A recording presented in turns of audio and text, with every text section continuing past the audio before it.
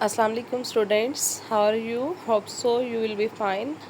This is Naz, online educator, and today we are going to learn about the Middle Ages. Introduction to ancient civilisations. अच्छा, ancient civilisation के बारे में आज हम लोगों ने पढ़ना है कि जो अर्ली ह्यूमन सोसाइटीज़ थी why they develop near the reverse. Mostly जितनी भी एंशंट सिविलाइजेशन थी लाइक मेसोपोटामियन सिविलाइजेशन है, इंडस वैली सिविलाइजेशन है, चाइनीज़ सिविलाइजेशन है या इजिप्शियन सिविलाइजेशन है, वो सब की सब दरियाओं के नज़दीक वाक़ थी। And why they were found near the reverse, वो दरियाओं के नज़दीक इसलिए वाक़ थी कि जो रिवर्स थे they provide them food, they provide them water, rivers are used for fishing, they are used for trading purpose। तो ये सारी रीजंस थी जिसकी वजह से जो एंशियंट सिविलाइजेशन थी वो दरियाओं के नज़दीक वाक़ थी। और ये सिविलाइजेशन जो थी पहले जब यहाँ पे ग्रू हुई तो वो छोटी छोटी सिविलाइजेशन थी, बाद में ये एक्सपेंड होती चली गई और बाकायदा यहाँ पे इनका गवर्नमेंट सिस्टम था, राइटिंग सिस्टम था, इनकी ट्रेडिंग होती थी डिफरेंट कंट्रीज़ के साथ, डिफरेंट और सिविलाइजेशन के साथ। तो जो फेमस एंशंट सिविलाइजेशन है that include the Egyptian civilisation, Mesopotamian civilisation, Indus valley civilisation and Chinese civilisation. ठीक है, ये सारी की सारी दरियाओं के नज़दीक वाक़ थी और इनमें से मशहूर सिविलाइजेशन जो थी ये वाली सिविलाइजेशंस थी। ठीक है, okay, now we are going to learn about the Roman civilisation. अच्छा, ये जो रोमन सिविलाइजेशन थी इसको हिस्ट्री में एक ग्रेटेस्ट सिविलाइजेशन का नाम दिया जाता है क्योंकि इसके पास स्ट्रॉन्ग आर्मीज थी, रोड्स इसने यहाँ पे इन्होंने बहुत अच्छी बना ली थी, आर्किटेक्चर पे ये बहुत अच्छे थे। Okay, how the Roman civilisation grew, it grew near the Tiber river.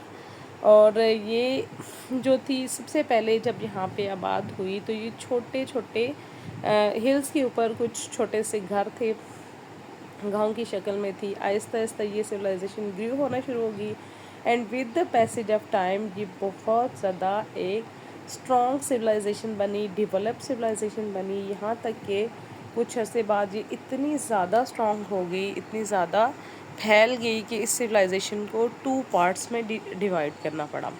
That were the eastern Roman civilisation and the western Roman civilisation. तो ये जो दोनों किस्म की सिविलाइजेशन थी, eastern Roman empire and the western Roman empire, ये दोनों ही Roman civilisation का हिस्सा थी। ठीक है, तो ये रोमन सिविलाइजेशन जो छोटे छोटे गाँव से शुरू हुई थी, फिर आहिस्ता आहिस्ता एक्सपेंड होके सिटी स्टेट पे तब्दील हो गई और बाद में ये इतनी ज़्यादा ग्रू हो गई कि इसके अंदर बहुत सारे एरिया शामिल हो गए और इतनी बड़ी सल्तनत को संभालना, इतनी बड़ी सिविलाइजेशन को संभालना एक एम्परर के लिए पॉसिबल नहीं रहा था। So emperor Diocletian decided to divide this civilisation into 2 parts, that was the eastern Roman civilisation and the western Roman civilisation. ठीक है, ओके। अब उसके बाद ये इतनी बड़ी एम्पायर जो ग्रू हुई थी और डेवलप हुई थी, फिर इसके बाद ये रोमन सिविलाइजेशन जो थी फिर आहिस्ता आहिस्ता ये ज़वाल का शिकार होगी। ज़वाल का शिकार क्यों हुई थी? क्योंकि यहाँ पे इनमें फिर पॉलिटिकल इंस्टेबिलिटी आ गई थी, पॉलिटिकली ये स्टेबल नहीं रहे थे जिस वजह से लीडरशिप कमज़ोर हो गई थी, इकनॉमिक प्रॉब्लम्स इन्हें फेस करने पड़े थे, हैवी टैक्सेस जो लोग पे करते थे उसने लोगों की लाइफ को डिफ़िकल्ट कर दिया हुआ था। बारबेरियन इन्वेजन हुई थी यहाँ पे, जो सेंट्रल एशिया से हॉन्स थे या बारबेरियंस थे, उन्होंने यहाँ पर अटैक किए थे और मिलिट्री डिक्लाइन की वजह से ये जो वेस्टर्न रोमन सिविलाइजेशन थी ये कोलैप्स का शिकार हुई थी। तो ये कुछ रीज़न थी जिसकी वजह से वेस्टर्न रोमन एम्पायर जो है वो ज़वाल का शिकार हुई थी। दीज आर वेरी इंपॉर्टेंट, और वो कौन सी थी? एक तो political instability, weak leadership, economic problems, heavy taxes, barbarians and Huns attacks and military decline. That are the reasons of the fall of Western Roman Empire. Okay, अब यहाँ पे जो इनका निज़ाम था they have feudal system. Feudal system क्या होता है कि जो इसकी 4 हायरार्कीज़ थी, king, noble, knights and peasants. अच्छा, जो लैंड ओनर होते थे وہ اس سسٹم کا مین سورس آف پاور تھے. کنگ یہاں پہ جو ان کی ہیرارکی تھی وہ کنگ، جتنی بھی لینڈ ہوتی تھی وہ ساری کی ساری کنگ کی ہوتی تھی. لائک ایک سویلائزیشن کے اندر جتنی بھی زمین تھی that is owned by the king. ٹھیک ہے. اب وہ کنگ جو تھا اس ساری کے اوپر خود تو ایگریکلچر نہیں کر سکتا تھا، so he granted the land to the noble in exchange of loyalty. ٹھیک ہے. تو وہ ان کو زمین کے بڑے بڑے حصے نوبلس کو ڈیوائڈ کر دیتا تھا. بدلے میں یہ لوگ اس کو سولجرز پرووائڈ کرتے تھے، اس کے ساتھ لائل رہتے تھے، اس کی حکومت کو برقرار رکھنے کی کوشش کرتے تھے. ٹھیک ہے. اب نوبلز جو ہوتے تھے انہوں نے اپنے نائٹس آگے رکھے ہوئے ہوتے تھے، نائٹس یا لارڈس جن کو کہا جاتا تھا. نوبل کے پاس بھی کیونکہ بہت ساری زمینیں ہوتی تھیں، وہ بھی خود ان کا کنٹرول خود سے نہیں کر سکتے تھے، تو ایک نوبل کے پاس 5 10 یا اس سے بھی زیادہ نائٹس ہوتے تھے یا لارڈز ہوتے تھے، اور ان کے لیے بھی ضروری ہوتا تھا کہ یہ لائل رہیں نوبلز کے ساتھ اور ان کی زمینوں کا انتظام و انصرام سنبھالے. تو ان کو باقاعدہ ایک کوڈ آف کنڈکٹ کو فالو کرنا پڑتا تھا، ان کے اپنے نوبل کے ساتھ لائل رہنا پڑتا تھا، ادروائز ان سے ان کا نائٹ ہوڈ کا یہ جو ٹائٹل تھا یہ چھین لیا جاتا تھا اور ان سے زمینیں واپس لے لی جاتی تھی. اب اس کے بعد آتے تھے peasant worked on land and provide services to lords. یہ زمینوں پر کام کرتے تھے اور لارڈس کو یعنی کہ نائٹس کو سروسز پرووائڈ کرتے تھے. ٹھیک ہے. اب اس میں دو طرح کے پیزنٹ ہوتے تھے، ایک تو فری پیزنٹ ہوتے تھے اور دوسرے باؤنڈیڈ پیزنٹ ہوتے تھے. باؤنڈیڈ پیزنٹ کون ہوتے تھے؟ قیدی. ٹھیک ہے. وہ لوگ جن کو قیدی بنا لیا جاتا تھا وہ کسان ہوتے تھے. تو وہ جو تھے وہ صرف لارڈ کی زمین پر کام کرتے تھے اور بدلے میں انہیں زمین کا ایک چھوٹا سا ٹکڑا دیا جاتا تھا تاکہ وہ اپنی گزر بسر کر سکیں. لائک وہ صرف سمجھ لیں کہ ان کے نوکر کی طرح ہوتے تھے اور ان کو کسی قسم کو کوئی تنخواہ کچھ بھی نہیں دیا جاتا تھا. بیس صرف زمین کا ایک چھوٹا سا ٹکڑا دیا جاتا تھا کہ اس پر ہی وہ اپنے لیے ایگریکلچر کریں اور گزر بسر کریں. ٹھیک ہے. جبکہ فری پیزنٹ جو ہوتے تھے وہ لیز پر زمین حاصل کرتے تھے لارڈ سے. ٹھیک ہے. لیز پر زمین حاصل کرنا یعنی کہ ایک طرح سے آپ کہہ سکتے ہیں کرائے پر زمین حاصل کرتے تھے. وہ کرایہ اس کو پے کرتے تھے اور ان کی اب جو اس کی لینڈ ہوتی تھی اس پر ایگریکلچر وغیرہ کرتے تھے اور جو بھی ایگریکلچرل پروڈکٹس ہوتی تھی وہ اپنے پاس رکھتے تھے، جبکہ لارڈس کو وہ لیز پرووائڈ کیا کرتے تھے. ٹھیک ہے. تو these are the main characteristics of feudalism کہ جو ان کی ہیرارکی تھی that based on the king noble knights and peasant are linked with one another کہ سارے ہی ایک دوسرے کے ساتھ جو ہے وہ جڑے ہوئے تھے. اچھا.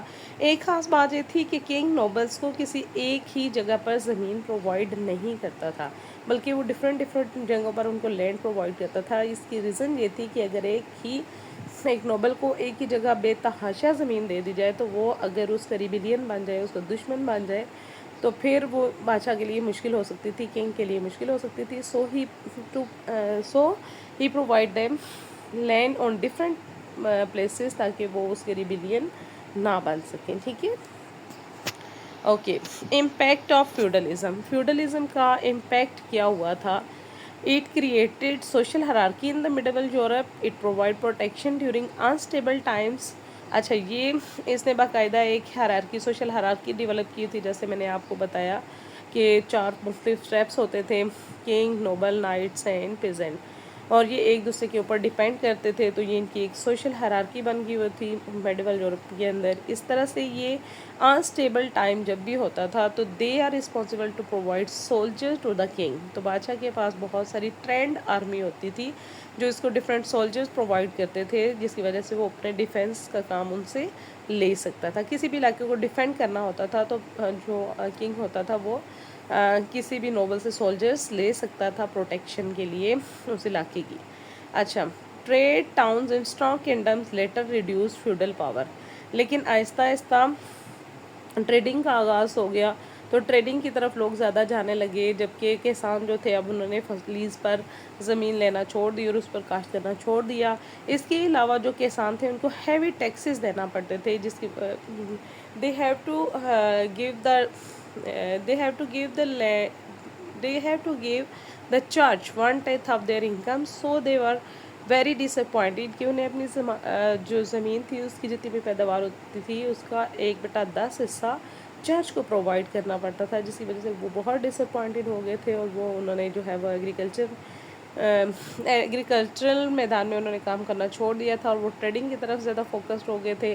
फिर इसके अलावा जो स्ट्रॉन्गर किंगडम्स बन गई थी, उन्होंने आहिस्ता आहिस्ता फ्यूडल पावर को ख़त्म कर दिया, क्योंकि अब कॉइन मनी का आगाज़ हो गया था। सोल्जर जो है वो प्रोवाइड करना नोबल्स ने छोड़ दिया था। अब बादशाह के जो किंग था उसने ही अपने ज़रिए इंतज़ाम सारा कुछ चलाना शुरू कर दिया, और अब किसानों को या बाकी लोगों को जो है वो रुपए में या कॉइन्स में उनको पेमेंट कर दी जाती थी, और बदले में जो है वो सोल्जर वगैरह प्रोवाइड नहीं किए जाते थे। आर्मी जो किंग था उसने अपनी आर्मी बना ली हुई थी, जिसकी वजह से ये फ्यूडलिज़म ख़त्म हो गया।